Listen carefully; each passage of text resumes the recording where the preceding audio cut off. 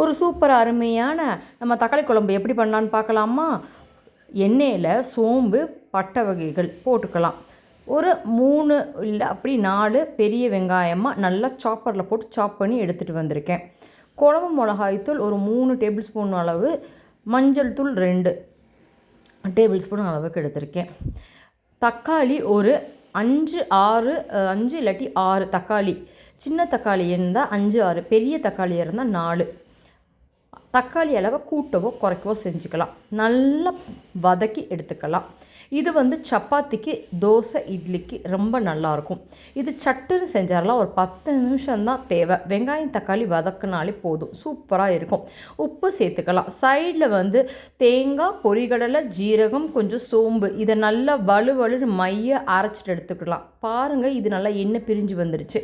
இப்போ இதை தேங்காய் விழுதை சேர்த்து நல்லா அங்கிட்ட கிரேவியை நல்லா கொதிக்க வச்சு ஒரு மூடி போட்டு மூடி அது பாட்டுக்கு கொதிச்சுட்டு இருக்கட்டும். 10 நிமிஷம் தான். நம்மளுக்கு ஒரு எம்மியான தக்காளி குழம்பு சூப்பராக ரெடி ஆயிடுச்சு.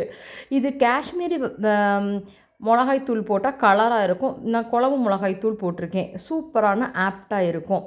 வாங்க அடுத்து நம்ம உடலுக்கு ஆரோக்கியமான வாழைப்பூ எப்படி செய்கிறதுன்னு பார்க்கலாம். இங்கே பாருங்கள், இந்த வாழைப்பூவில் இந்த முன்னாடி இருக்குல்ல, இந்த நீளமாக அந்த காம்பையும் குட்டிக்கும் ஒரு வெள்ளை கலரில் இருக்கும். இது ரொம்ப ரொம்ப ரொம்ப நம்மளுக்கு பெண்களுக்கு ரொம்ப நல்லது.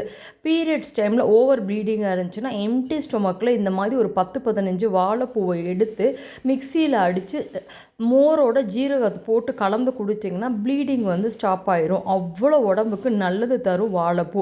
சில பேர்லாம் அந்த வாழைப்பூவை இந்த மாதிரி பார்க்கணும்னு சோம்பேறித்தனப்பட்டுக்கிட்டு வாழைப்பூ செய்கிறதே இல்லைங்க. ஆனால் நிஜமாகவே சொல்கிறேன், நான்லாம் மாதத்துக்கு ஒரு 2 தடவை 3 தடவையாக இந்த வாழைப்பூ கட்டாயம் உடம்புல சேர்த்துட்டே இருப்பேங்க.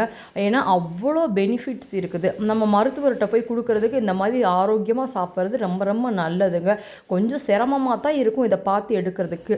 இந்த வாழைப்பூவை பாருங்களேன், இது பொரியலாகவும் செய்யலாம், வடையாகவும் செய்யலாம். நான் இன்றைக்கி பொரியல் செய்ய போகிறேங்க. மோரில் தண்ணி ஊற்றி இந்த மாதிரி வாழைப்பூவை போட்டு நல்லா கழுவி எடுத்துக்கிறேன். இந்த பாருங்கள், சைடில் ஒரு பேனில் கொஞ்சம் பாசிப்பருப்பு போட்டு அதை வேக வச்சிட்ருக்கேன். கொஞ்சோண்டு மஞ்சள் தூள். இந்த பாசிப்பருப்பு கொஞ்சம் வெந்ததும் இந்த நம்ம கட் பண்ணி வச்சுருக்க குட்டி குட்டியாக நறுக்கி வச்சுருக்க இந்த வாழைப்பூவை இதில் சேர்த்துக்கலாம். நீங்கள் வாழைப்பூ நறுக்கிறப்பையே மோரில் தண்ணி ஊற்றி நறுக்கிக்கோங்க, இல்லாட்டி கருத்துரும். கொஞ்சம் ஜீரகம், கொஞ்சோண்டு ஒரு 2 பச்சை மிளகா, உப்பு காரத்துக்கு தகுந்தாப்புல நான் போட்டிருக்கேங்க. போட்டுட்டு வாழைப்பூ துவர்க்கத்தான் செய்யும், நம்ம அதெல்லாம் பார்க்கவே கூடாது. மருந்து கசக்கத்தான் செய்யும், ஆனால் அது பயன்கள் அவ்வளோ நல்லது. இனிப்பு இனிக்கத்தான் செய்யும், ஆனால் அது நம்மளுக்கு சுகர் இந்த மாதிரி வரும். இந்த மாதிரி மாதத்துக்கு நம்மளோட குடும்பத்தோட ஆரோக்கியத்தை நினச்சி கட்டாயம் உடம்புல இதெல்லாம் நீங்கள் சேர்த்துக்கோங்க.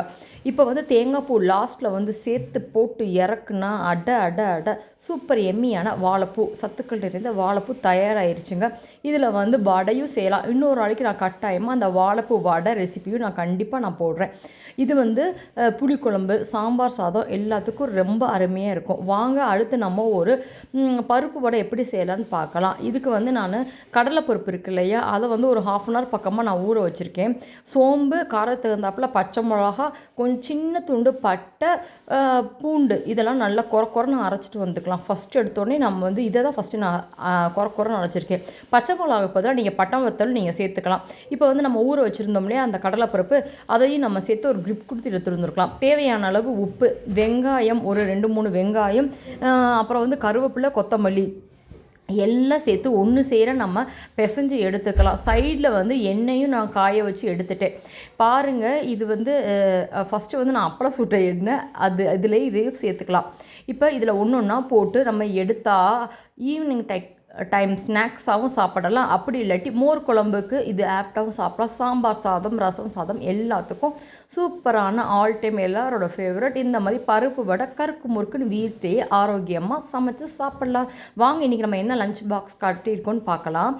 சுட சுட சாம்பார் சாதம், நம்ம பொரியல், வாழைப்பூ பொரியல், அருமையான பொரியல், அப்புறம் பருப்பு வடை, இந்த வெயிலுக்கு ஏற்றாப்புல தயிர் சாதம். இந்த மெனு, இந்த ரெசிபிலாம் உங்களுக்கு பிடிச்சிருக்குன்னு நினைக்கிறேன். இன்னொரு வீடியோவில் சந்திக்கிறேன்.